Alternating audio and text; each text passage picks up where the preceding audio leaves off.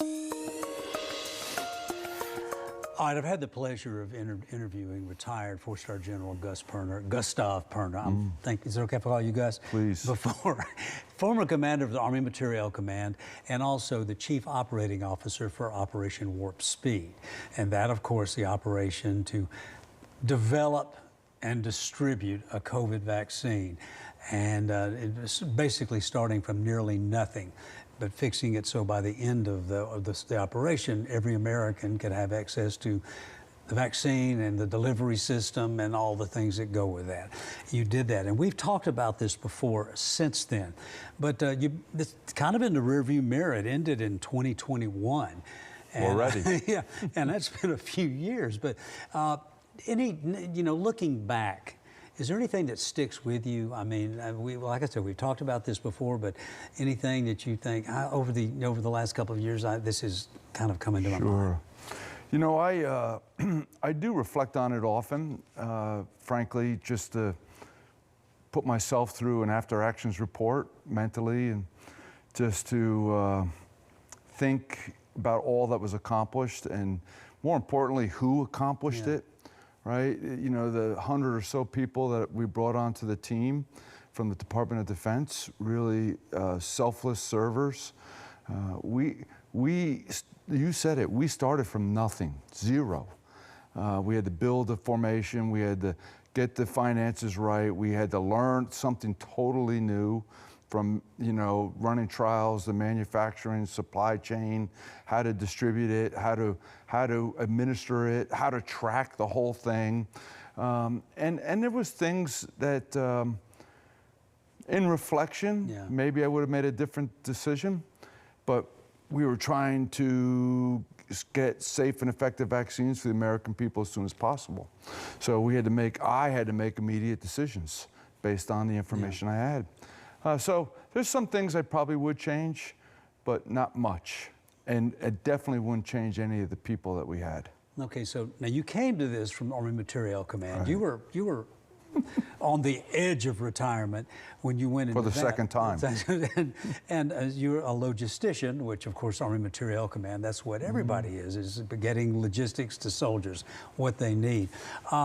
Could you have done that job, you think, had you not had the experience of working with supplying soldiers around the world everything they need? Oh, without a question, it was a huge enabler.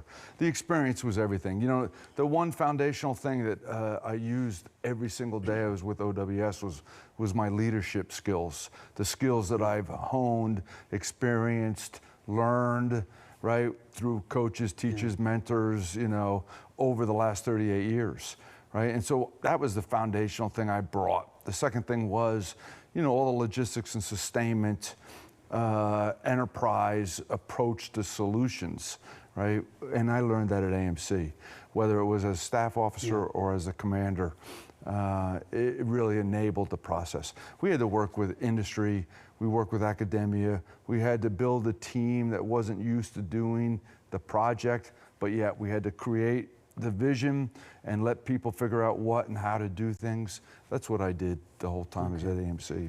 Okay, were there, you know, I'm thinking that the lessons you learned with AMC in many ways are the same lessons you learned with Operation Warp Speed, because once again, it's getting the material and getting it where it needs to go. Would that be a fair statement that it's the same sort of lessons? Sure. You know what happened though, truthfully, you know, when I took the call from General Milley on that Saturday morning, I said, hey, you know, look, I don't know anything about vaccines. He says, that's okay. We just need you to figure out the distribution, right? And you're the best at that. And, you know, we'll resource you to whatever your priorities. What I quickly learned was in Rose Garden on May 18th, which was a Friday, come Saturday morning, I quickly learned, well, not only that, but we had to figure out how to expand the medical trials. We didn't have enough manufacturing in the country. The supply chains were managed not appropriately for that end. We couldn't use all the distribution capability, right? Because we still had other things that had to happen. Supermarkets had to be filled, right?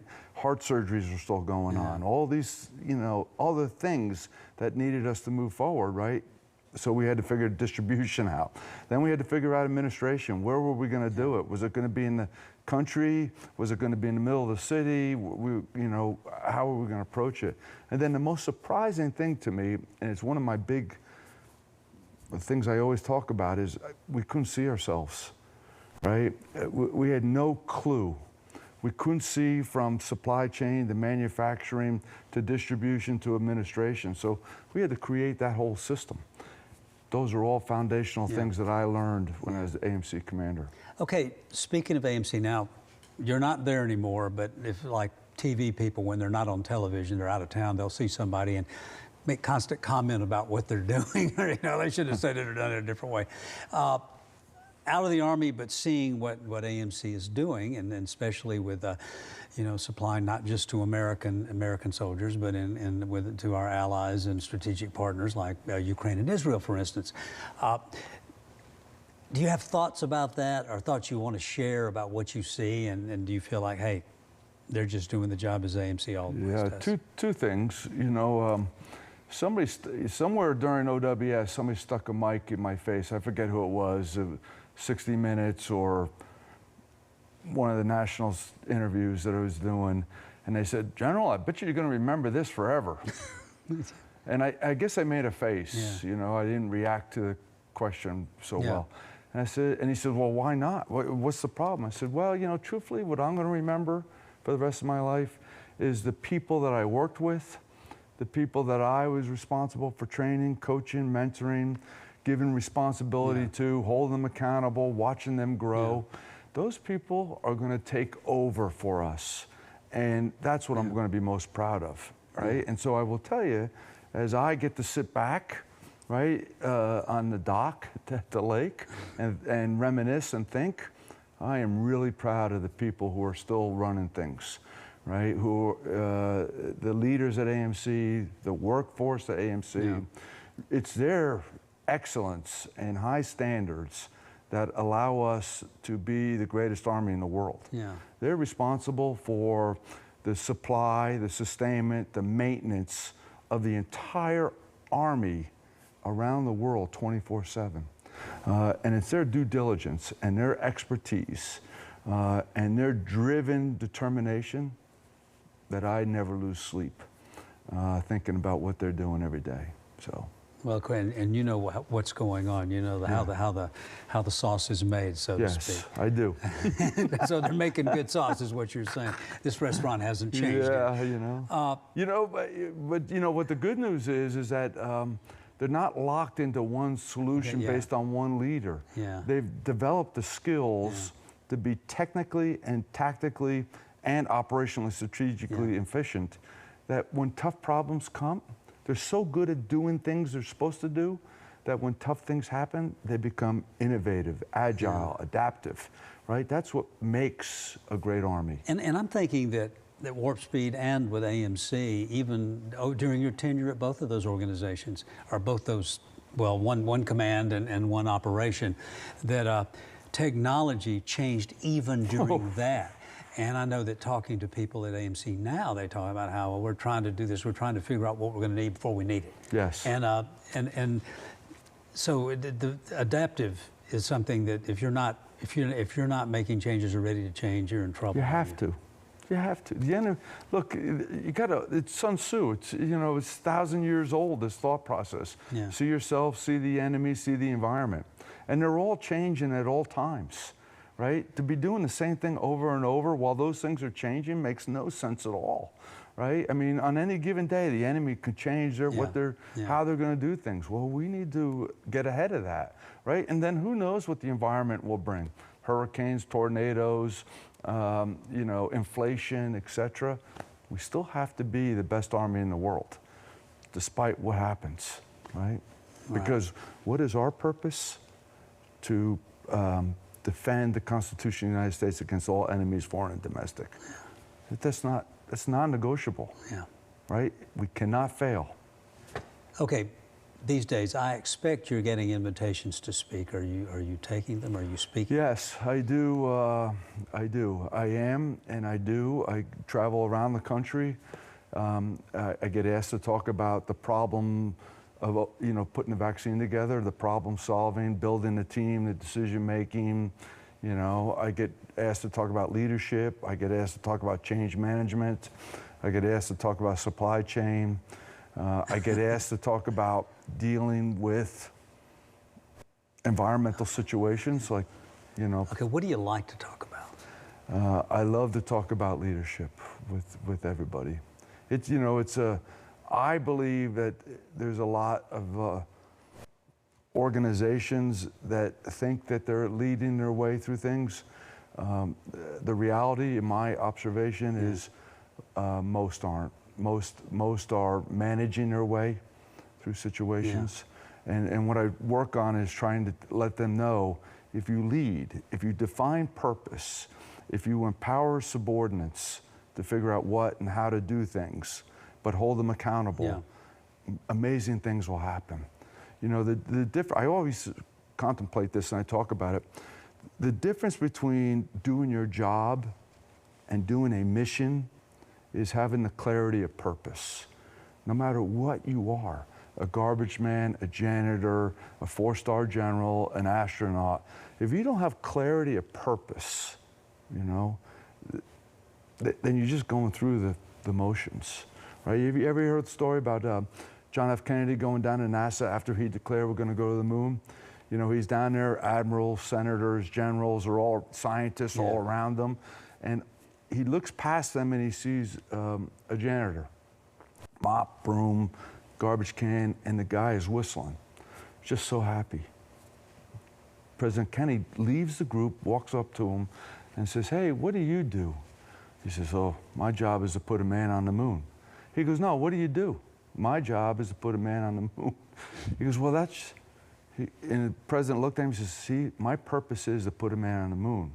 What I do is I clean this building so the scientists don't have to." Yeah. Right? So they can focus on their job. And he says, wow, right? I mean, think about that. His response was, put a man on the moon. Okay, you're writing a book, or you have finished a book, and it's in the editing process. Am I correct there? Yes, that's so. great. What is your book about? So, first of all... and by the way, is that story in your book? Yes. I thought it might be. So I'm co-writing it with Kim Hansen from Army Materiel Command. She's worked for me now for almost 5 years. Yeah. And I just trusted her to capture my voice. And by the way, she actually was allowed to leave AMC the time you were tenured during Warp Speed and help you with media. That's a polite word, allowed. Yeah. Well, I'm not sure how that worked. I called up and said, "You're coming here." But she did. She worked with Warp Speed. She's still at AMC. But well, I got to tell you, you know and I'm not going to get into it too much. And but there was so much going on around us. Yeah. At levels way above me, that it started to become very distracting. Yeah. And we needed to focus on our purpose, safe and effective vaccines for the American people. And, you know, I got tired of people faking. Yeah. And I called up Kim, and she came up, and she put this team together to lead our messaging. So anyway, we're writing this book. The way we approached it, I had a couple offers, but they wanted a lot of drama in the book, and I refused to talk about that, right? I mean, I worked for both presidents. They were both the commander-in-chief. I was in the Oval Office with them both many times. I was given priorities and resource, and you know, and we went and did our thing. What I've chosen to write about is from the first time I got a call on that Saturday morning that you referenced, you know, almost retiring, how we went and put the strategy together, how we built the team, how we collaborated, you know, with industry and academia, about how we had to figure out this structure for something never done in execution, and how we hold ourselves accountable to it. And then we go into the, you know, who are these individual people that we put on the team? What were their thoughts, etc. And I'm thinking at some point in your book, maybe at the end, you talk about lessons learned that we can apply the next time. We do that. There are many people who expect, well, there will be a next time. We actually do that throughout. Okay. Because every phase of what we did, you know, brought about a different part of the leadership requirements I had to bring in. Like, you know, defining purpose Yeah. before you know, I'll tell you, I got up there and I said, hey, what is my purpose? Oh, you're going to do the transportation. No, that's not our purpose. Yeah. What's the purpose of the organization? And finally, we had to get up on the whiteboard, and I drew safe and effective vaccines for the American people as soon as possible. Yeah. Well, that allowed everybody to think through, no matter where they were in the organization, they knew how they fit into that purpose. And people used to come into my office and say, I said, hey, for example, we need syringes. We need more manufacturing. We need more vials. We need this. And, you know, it's human nature. Sir, that's really hard. Okay, go figure it out. Yeah. And the brilliant people around me went Yeah. and figured it out, right? It's just an amazing story, quite frankly. Okay, one of the things I've admired about you in the times we've talked is that if I ask you a question, and you're a four-star general, so there were times when you didn't want to, you wouldn't or couldn't answer that, but when you answer, it's what you really think. Yes. Well, Did that serve you well in the jobs you've had? That no, being a politician, just telling people what you really think, and you probably had to be a politician some, but it always strikes me that to really lead something, you can't be a politician. You have to let people know what you really want. yeah, there was no way. You know, I don't. You're being very kind to me. I don't think I was very smart enough to do any other way. Yeah. You know, I was raised by great parents. You know, we were allowed to speak our mind. We had to speak from two sides of a story. Couldn't just pick something. Susan holds me accountable to that. I felt responsible with my own sons to be that way. And for me, you know, when I did it, you know what? I just slept better because I gave them my best military advice, my best opinion, and then I moved out. So, no, All that's in the book, I it bet. gets me in trouble once in a while, too. Well, of course it does. People don't like to hear the truth. I think you've probably found that. I have learned, in maybe a gentler approach, you know, making sure I have good court sense. Yeah. You don't have to call somebody stupid in the middle of a meeting, right? Or, you know, I'm not doing that kind of mentality. There's always a time to approach things appropriately. And as long as you have the courage to do that, morally and physically, it's well received most times. Quick story, we were over in Iraq, and I was responsible for the retrograde of 1 million pieces of equipment, 100,000 soldiers, and contractors, right, out of theater, right? We were drawing down the theater. And one day, God love him, General Odierno came into a meeting, and he was pissed, and he says, we're taking everything home. Everything's going with us. We're not leaving anything on the ground. Because what had happened was we had left a bunch of stuff, signed it over to the Iraqis, and people got into an unsecured building. They didn't secure it fast enough. And he just, well, I was in that meeting. I chose a little bit of, I chose not to. So we finished the meeting, and I walked over to the chief of staff. I said, hey, I got to go in and talk to the boss. He goes, I don't think it's a good day. I said, no, I got to talk to him right now. He's given an order. It's unexecutable. I need to go get his guidance. And so I went in, said, okay, sir, here's the problem. Here's what you just told me. And laws of physics are against us. We can't do it by this date. Here's what I'm recommending. Here's what we'll put in place. He gave me some guidance, but he said, move out. So if I had chose to say it at that table, Probably still be there. I would, because my head would be on the, and he was a brilliant leader. I loved working for him. And we're all, you know, we're all characters in our own right at leadership positions at that level. And sometimes you're pissed, sometimes you're not. All right. Thank you, General Perna. Thanks for being with us. Steve, it's just a great honor to be with you. I congratulate you on a wonderful career that you've had. And it means so much that you thought to ask me to come talk to you for a little bit. For what it's worth, please come join us down at the lake. I need that address. Well, you have my email, Be right? glad You have to. my email? I don't think Kim has given me that. I'll give it to you. But it would be our pleasure to have you come join us. Oh.